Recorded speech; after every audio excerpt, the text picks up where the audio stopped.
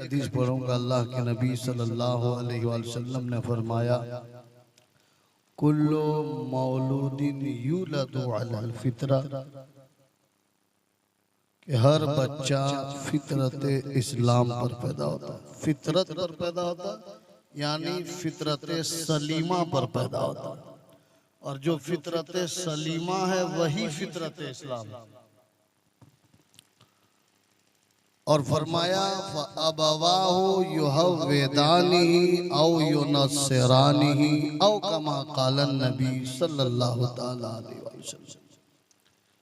मेरे आका ने फरमाया, बच्चा कोई भी पैदा होता है तो मुस्बत सिफत उसके अंदर होती है, पॉजिटिव सिफत होती है उसके अंदर, नेगेटिव नहीं होती है। यानी वो इस लायक होता है कि वो अच्छाई को कबूल करे, और इस्लाम अच्छाई को कबूल करने के लिए आया है दुनिया में। बस उसके माँ बाप उसे चाहें तो उसे यहूदी बना दे, या उसे चाहे तो नसरानी बना दे।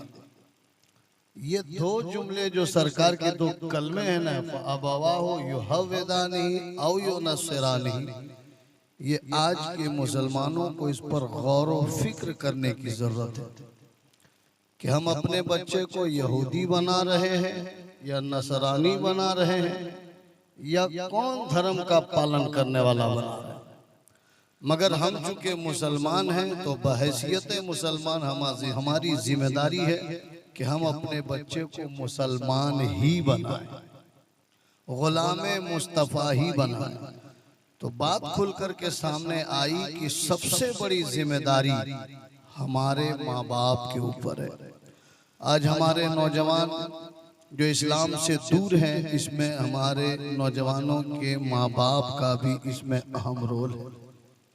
और यही नौजवान जब इतना बिगड़ जाता है कि माँ बाप को घर से निकाल देता है, या माँ बाप बीमार होने की शक्ल में जब उन्हें खर्चा नहीं देता है, तो फिर माँ बाप गांव वाले से शिकायत करते कि मेरा बच्चा बिगड़ गया। तो आपने बच्चे को सुधारा ही कब है? सुधारने की जब उम्र थी तो आपने यह लंबा मोबाइल उसको दे दिया, इतना लंबा इंडोनेशिया से मंगा करके दे दिया, जापान से मंगवा करके टैबलेट दे दिया, और कहा रात भर मोबाइल देखो, नचनिया को देखो, बचनिया को देखो, सबको देखो, मगर फजर के वक्त मत उठना, एक लफ्ज भी कुरान की आयत मत पढ़ना। हमने ये तरबियत आज दी है अपने बच्चों को। हमने दीन इस्लाम से इतनी दूरी इख्तियार कर ली, इतनी दूरी इख्तियार कर ली कि आज न हमें जनाजे की दुआ मालूम है, न सही तौर पर नमाज पढ़ने का तरीका मालूम है। अभी देखिए ना, ठंडा के मौसम में मैं समझता हूँ हजरत 75% नमाजी का हाई टखना धुलता ही नहीं होगा, एक मरतब पानी बहाए बस अल्लाहु अकबर। जबकि जाड़े में चमड़ा सूख जाता है, ठेठ भाषा में बता रहा हूं, जाड़े में चमड़ा सूख जाता है। वजू या गुस्ल में एहतियात जरूरी है कि जहां जहां बदन धोना जरूरी है, वजू में, गुस्ल में तो पूरा बदन धोना जरूरी है, मगर वजू जो 5 वक्त हम करते हैं तो जहां जहां धोना जरूरी है, इस बात का एहतियात हो कि बाल बराबर भी सूखा ना रहे।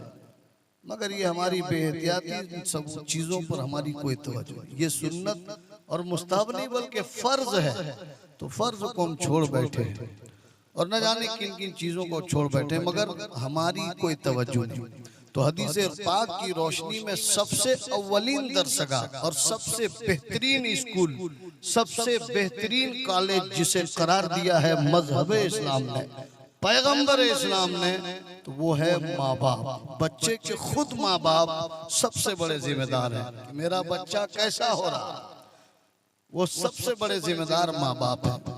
लेकिन हमारा हाल ये कि बच्चा अगर अच्छा हो गया तो बहुत अच्छा, मेरा बच्चा है, मेरा बच्चा है, मेरा बच्चा, और बच्चा बिगड़ गया तो मौलवी साहब बहुत खराब है, पढ़ाते ही नहीं, समझाते नहीं।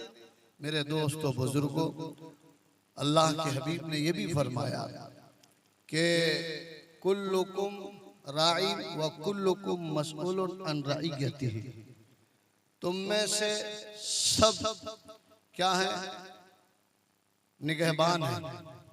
मुबल्लिग जिम्मेदार है, और हर एक से कयामत के दिन अल्लाह ताला उसकी जिम्मेदारी के बारे में पूछा जाएगा कि तुमने माँ की हैसियत से अपनी औलाद पर क्या जिम्मेदारी निभाई है, तुमने बाप की हैसियत से अपनी औलाद पर क्या जिम्मेदारी निभाई है।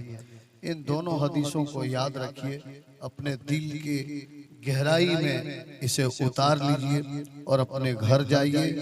और आज से कोशिश कीजिए कि फैज़ाने औलिया कॉन्फ्रेंस में हम जब गए तो कम से कम इतनी बात तो हमको समझ में आई कि हम जो बिगड़े हैं तो हमको हमको सुधारने के लिए कोई प्रधानमंत्री नहीं आएगा, बल्कि खुद हमारे घर ही से हमको उसकी इब्तिदा करनी। इस्लाम का भी यही मिजाज है। तबलीग जब शुरू हुई तो खुद अल्लाह ने फरमाया अपने हबीब से कि अपने घर से तबलीग कीजिए, घर से तबलीग कीजिए। आज हमारा मुआशरा है कि दूसरों में हजारों बीमारियां बुराइयां दिख जाती है, मगर खुद अपने अंदर एक बुराई भी नहीं नजर आती, अपने घर के अंदर एक भी बुराई नहीं आती है। तो मेरे दोस्तों बुजुर्गों, अपने घर के माहौल को अच्छा करें। नबी फरमाते खैरुकुम लि अहलिही व अना खैरुकुम लि अहली।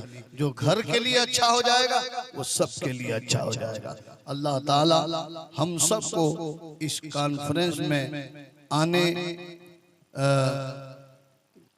अल्लाह तबारक व ताला हम सबको इस कॉन्फ्रेंस में जो हम लोग आए हैं इस आने को कबूल फरमा ले और इसकी सादतों से माला माल फरमाए।